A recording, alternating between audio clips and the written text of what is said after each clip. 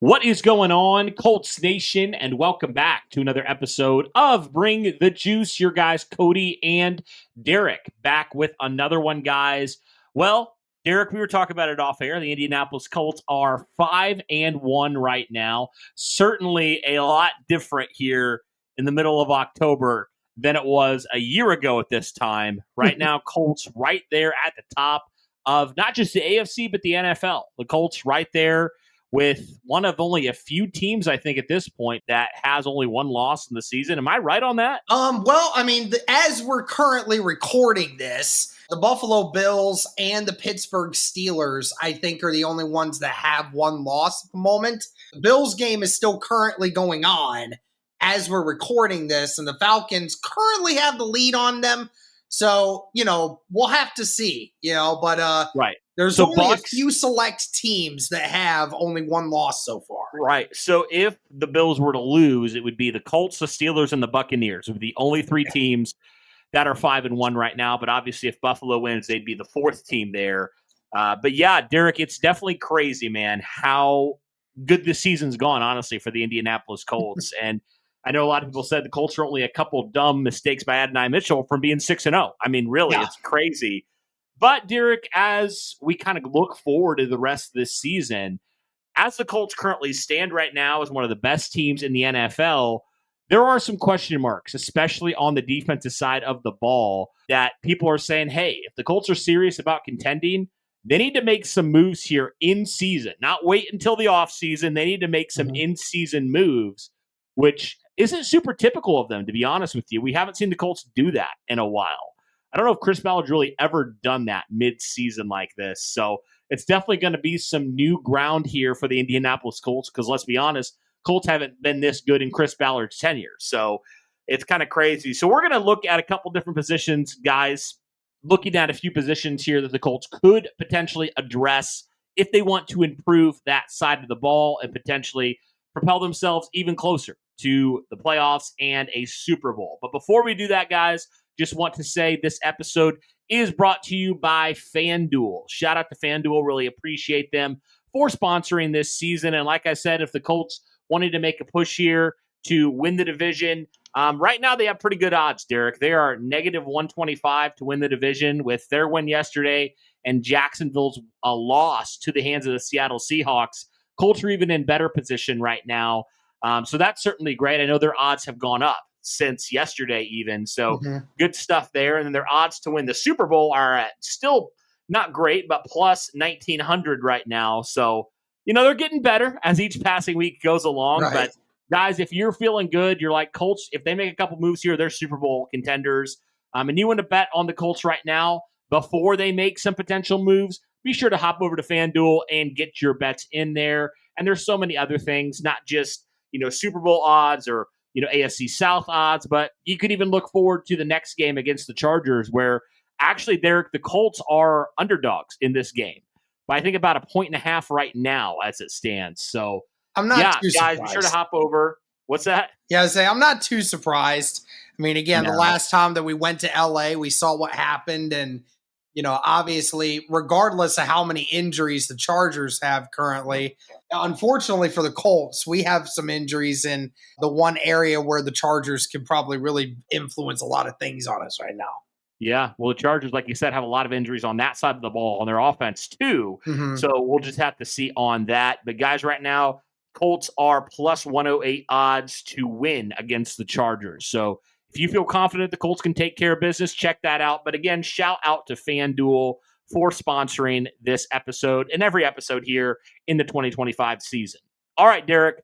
So let's hop over to some of these needs for the Indianapolis Colts. I mean, I think it's pretty obvious, unless you disagree with me, that the need is not on the offense. I mean, this Colts offense, even though they've had a few hiccups here and there, I mean, overall, Derek, this Colts offense, it's been one of the best, if not the best in football. Yeah. I mean, consistently wise, they have been very, very good. I mean, very good. So when you look at this team overall, it doesn't seem like the offense is a position where you just feel like you need to add an impact player because it seems like pretty much every player that is in the current starting spots for the Indianapolis Colts, they're doing exactly what they need to do. And even some guys, some of the backup players are doing what they need to do in the limited roles they have. So would you agree that the offense isn't really much of a need, or would you look, if you're the Indianapolis Colts at the trade deadline, would you look to add anybody on the offense?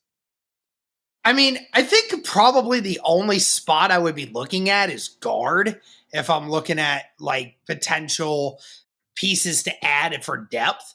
But I mean, you're right, Cody. I mean, this offense for the Indianapolis Colts, I mean, there's no weakness. There's no weakness on this offense. I know it's a little cliche to say that. It almost sounds like showboating, but I mean, it's a fact. I mean, Daniel Jones is, a top 5 quarterback in the NFL at this moment. Jonathan Taylor's running like the best running back in football.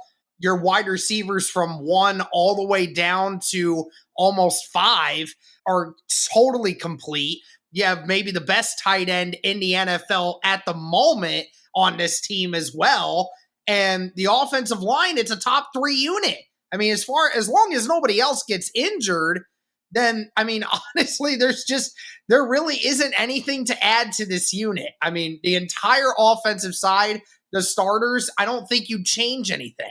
There's really no need to do that right now. So, I mean, leave the offense alone. They're doing what they need to do. But you're right. I think the overwhelming majority of anything starter-wise that you'd be interested in changing is going to end up being on the defense right now.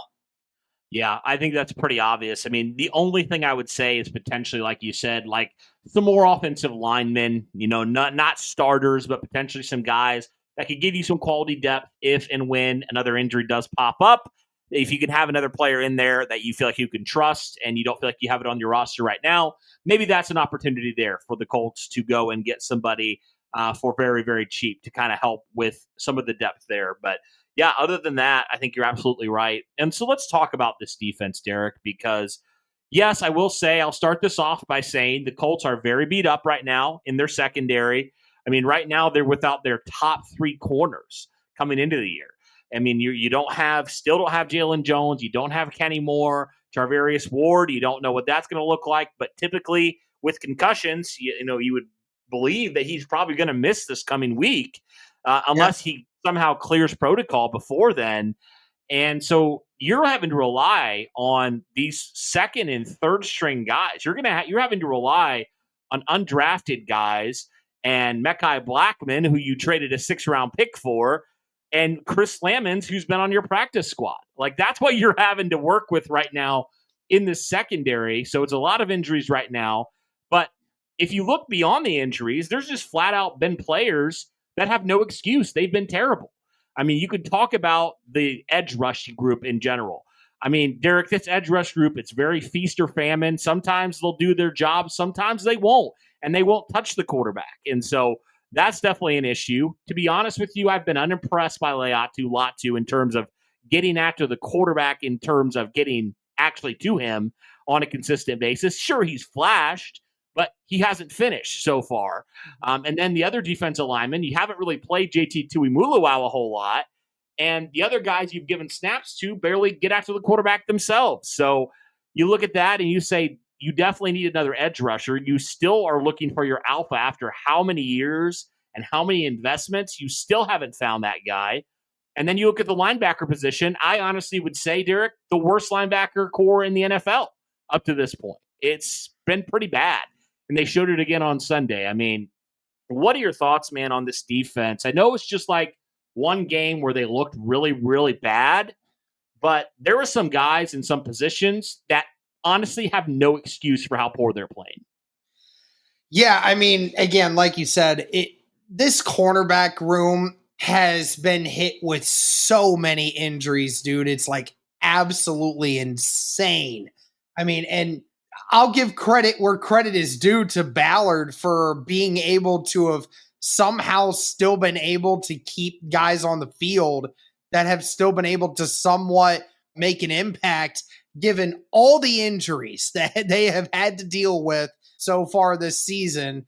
As far as the cornerback room goes, there's not a ton of moves that need to be made. This team just needs to get healthy. I mean, this unit just needs to get healthy, dude. If Charvarius Ward is healthy and Kenny Moore is healthy, then this secondary it's a good secondary. It's a great secondary at that. Just ultimately, those guys just haven't been healthy. And of course, Mekhi Blackman has really come on in his own right. And, I love to see that. And, we still haven't heard from Jalen Jones at all about when he may potentially be back, if at all. So, obviously the need for a cornerback is definitely there. The Indianapolis Colts are going to have to try to find something to help figure that out. But I don't think the room is lacking of talent. I think it's just the fact that everything is so hurt. There's just nothing that Ballard can really do. I mean, how many all-pro potential players can Chris Ballard sign in a season at cornerback to have to try to make up for it, right? So freaking hard to do. It's unreal because we thought they overkilled it in the offseason. Or like, gosh, you brought all these guys in, you still had these guys, and you drafted a corner. And we're like, oh my gosh, like your corner depth's going to be nuts. And here we are 6 weeks into the season and look at the cornerback room. And it's crazy. Even we said that last year, Cody, that the cornerback room got decimated, but it's getting more decimated this year, which is absolutely insane. All I can hope is that, here in a week, maybe 2 weeks, Ward will be back, Kenny Moore will be back, and maybe we potentially hear something on Jalen Jones, and then, we start getting back into the swing of things. As far as the other positions go, linebacker-wise, before I even get into the edge group, because that's the most fun to talk about here. Yeah, I mean, linebacker-wise, again, it's nothing to do with the run game. It just has virtually everything to do with the pass game. And you're right. You asked Zaire Franklin and Jermaine Pratt to have to do a lot this last weekend, Cody. I mean, honestly, I think that might have been the most responsibility that Zaire Franklin and this linebacker room have had to do the entire season up until that moment, because the cornerback room was so stretched thin that they had to bring more responsibility to Pratt and Franklin to cover guys. And it didn't really work out too well. I mean, obviously, Trey McBride had himself a good game, and we obviously saw that touchdown where Zaire Franklin gave up late in the game to Wilson because he had to guard the slot wide receiver, and that's never a good sign. So, obviously, Cody, we know what the case is when it comes to the Colts linebacker room. We know what they are. We know what their weaknesses are. Unfortunately, you just didn't really have much of a choice this last week, given how extremely thin the corner room was. Yeah, but still, I think there are some opportunities here if the Colts want to upgrade at both corner and linebacker. I mean, even if you say, hey, like, we expect to get some of these guys back in the corner room. I mean, the reality is you can never have enough good corners, honestly. So you throw in a guy like Tariq Woolen, who I know the Colts were tied to back when he was drafted, and I know the Colts liked him. So is that potentially a move the Colts could make here, Derek, to add to that secondary? Right now, he's your number one corner, but whenever Ward gets back, he slides over to your number two corner. And even when Jalen Jones gets back, you just have insane depth there because remember, Derek, Jalen Jones wasn't going to be a starter if Justin Wally continued to do what he was doing and doesn't get hurt. So could the Colts view that in the same way and say, hey, we need another corner in here that we know we can rely on and has some experience and has played at a high level in the past, right? And maybe it's a change of scenery sort of thing. So I think he could definitely be a guy that the Indianapolis Colts could go after if that is indeed something they want to do. I know there's definitely some linebackers as well the Colts could go after if that is something they want to do. Any linebackers, Derek, that you think the Colts could be targeting that you'd like to see them potentially go after if they do become available here? Is there somebody that you are kind of viewing here? I have a couple names here if you can't think of anybody. But yeah, give me some names because I'll be honest with you. I keep looking at the list, but it's so ever moving. I don't really know. Yeah, I know some people have said Jordan Brooks, the linebacker of the Miami Dolphins. And let's be honest, Miami's not in a good position right now. That would be a name. definitely that, they could look to ship out if they're indeed doing a fire sale. Right now they're 1-5, so that could potentially be a name there. Right now, Derek, he leads the NFL in tackles, so that could be potentially a guy there if Miami's looking to ship him off. In fact, he's also a really sound tackler at that. You know how you look at linebackers and you say, oh, he has a lot of tackles, but look at the missed tackles. Well, Brooks has only missed 2 tackles the entire season. So that could be potentially a name as well. Demario Davis, although he is an older linebacker, he is a name that some people have thrown out there as well. Derek, this is kind of crazy. Some people have thrown out Jamal Adams as a name. He's playing more linebacker now, but a former safety, if you remember, with the New York Jets all those years ago. Those are a couple names that people have thrown out there as potentially, some options there. If that is something the Indianapolis Colts want to pursue. I know some people have even thrown out Bobby Okereke, but I don't know now with the Giants winning if that's something they're looking to do. So, yeah, those would be a few names right off the top that I know some people have thrown out there. Yeah, and it's funny too, because again, the Colts don't need a long-term solution. You just need to try to find somebody that improves the pass coverage aspect of this team right now. Because, Cody, you and I both probably agree that a major need for the Indianapolis Colts in the draft of next year is going to be linebacker. Yeah, Ballard has to put a major emphasis on it. It just, we can't. And, I've seen people mention the idea that, Ballard always seems to find one late in drafts and, doing all that. I don't want to take the chance anymore. I don't want to do that. I want to try to find the premium guy that is going to, make a difference for the future. But obviously that's for another discussion at another time. Obviously want to focus more on what is going on currently. And what you need to do, especially currently for the edge group, you have got to find someone that is going to do something to improve this room. I don't even really think it's an issue of just this last game.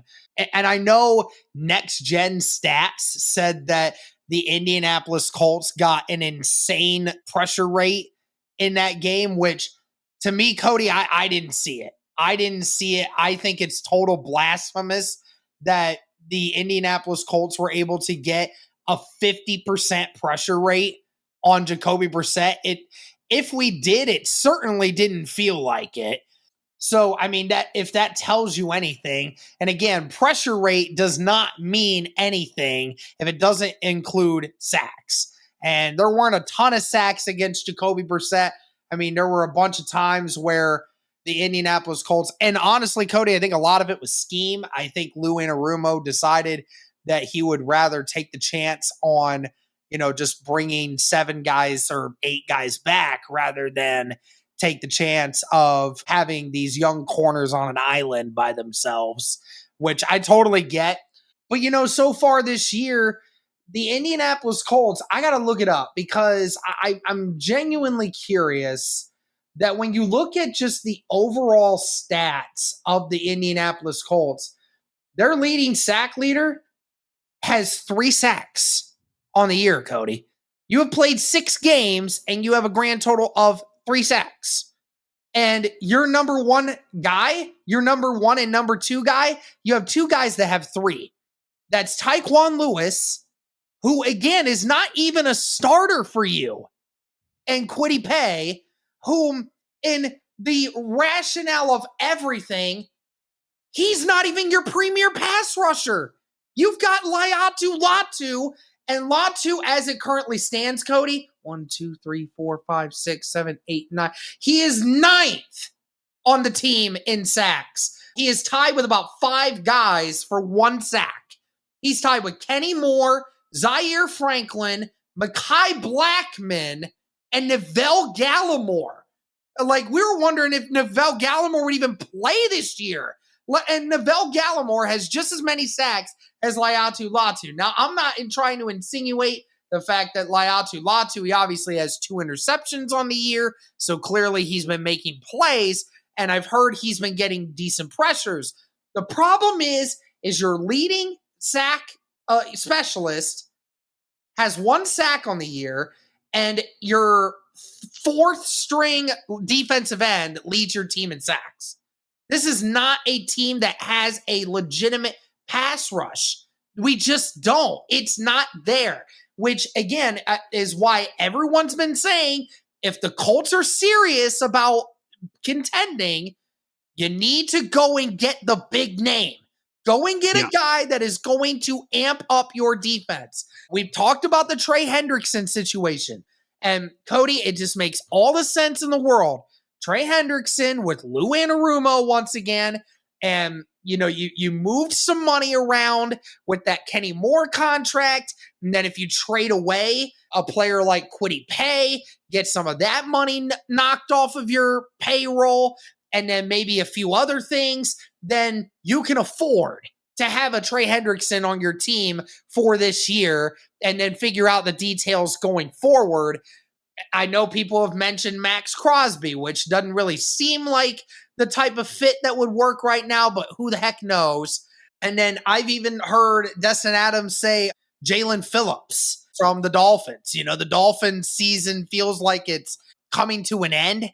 And, Jalen Phillips, certainly a young player that definitely can help impact a game a little bit. Now, there is questions about, we just heard Tua Tagovailoa say, you have players that are missing meetings. Like, we literally just had this issue last year, Cody. Do we want to take on that responsibility again of having another guy that's missing more meetings? Do we need to have that in our locker room right now? But nevertheless, you do need to really try to go for a defensive end that is going to be more consistent at getting towards the quarterback. Because if you're being serious about a defense, and especially with the secondary that's struggling, Cody, with these injuries, if you can get a better pass rush going forward, that is only going to make that secondary so much more lethal and in a better situation until they finally get healthy again. Yeah, I think you said it. Like, you just need somebody to step it up. And there's some guys, like you said, that are available. Two guys on Miami Dolphins, Jalen Phillips, like you said, and Bradley Chubb also apparently is available, potentially, according to Adam Schefter. That was one of the names that was on there. You mentioned Trey Hendrickson. So there are options for the Colts if they're serious about wanting to address this pass rush issue. Because you look at it on paper and it doesn't look too bad, right? But when you go a little bit deeper, you see that, right, like you said, this edge group just hasn't been it. It just hasn't been so far. Like, the pressure rate's not been bad from Latu. But again, 1 sack through 6 games. That at the end of the day, you get paid to do those things, right? So I don't know. I just kind of look at this and I say, you need somebody who's going to be, at least for this year, in the next couple of years, the alpha guy. And even if Latu does turn into the guy, what does it hurt to have another alpha out there? Like, that's how the Colts won all those games years ago, is they had 2 alphas out there and nobody could stop them. And that's why the Colts won so many games in the fourth quarter when they had the lead, because they just set those guys loose. So I have no problem with the Indianapolis Colts going out and getting an edge rusher, especially if you're going to keep winning ball games, Derek. If you can get that guy you think can help your defense, once they get healthy, you think this defense could potentially be a top 10 defense. And if you add that guy that can, turn them into that, why wouldn't you do that? Especially because if you keep winning, you're going to be picking in the mid to late 20s, if not early 30s, depending how the season plays out. Exactly. So you're going to get a better player, most likely, and an immediate impact player with one of those picks. Whether it's, we'll see on the first round pick, but even if it's like a second or third rounder, late second or third rounder, or a player who's really helping out our defense now, I think you'd sign up for that. Yep. And we know, Derek, how important it's been and it's going to be for Chris Ballard and Shane Steichen to keep on winning. Like, this is a huge year for them. They have to keep on winning. So in order to do that, they can't afford to have these glaring weaknesses like the edge rush has been so far through 6 weeks. So I definitely think it makes a ton of sense here if the Colts want to get that. And I wouldn't be opposed to multiple moves, Derek, to be honest with you, at multiple positions. I would not be opposed to that at all. Because if you're going to go all in at this point, man. And do all you can, and don't look back and say, man, I wish we would have traded for this guy or added to this position group. That could have taken us over the top. This is one thing that I just question, is Ballard going to grow in? Is he going to be proactive? Because he hasn't always been proactive in the past, right? He hasn't always been proactive in taking the steps that are needed ahead of time, as opposed to some of the blind faith and it doesn't pay off. So that's kind of where I'm at with it. But I think Lou Anarumo, at least what we've seen, if he wants a guy, he's going to make sure that the Colts get that guy. So I'm hopeful that Lou's pounding the table for somebody there at a couple of those positions. And if they do that, I really do think, like you said, when they get back Kenny Moore, they get back Charvarius Ward, a few of these guys, they add a few more key impact players. I think this defense can definitely start rounding into shape. But we'll just have to see. Yeah, definitely, man. I mean, again, this defense definitely needs some help. Again, there's just so many injuries, and it really sucks to be putting your defense in this particular situation. But nevertheless, I mean, we'll just hope that it doesn't start costing the Colts games, and certainly hope that Ballard will be able to make a move or two. Absolutely. Well, guys, that'll do it for this one. Let us know your thoughts here on some things the Colts could do here on their defense to potentially help them keep winning and maybe even go further than that if they are able to make it to the postseason this year. But let us know in the comments below what moves you'd like to see the Indianapolis Colts make. Again, shout out to FanDuel for being our sponsor for the 2025 season. But that'll do it for this one, guys.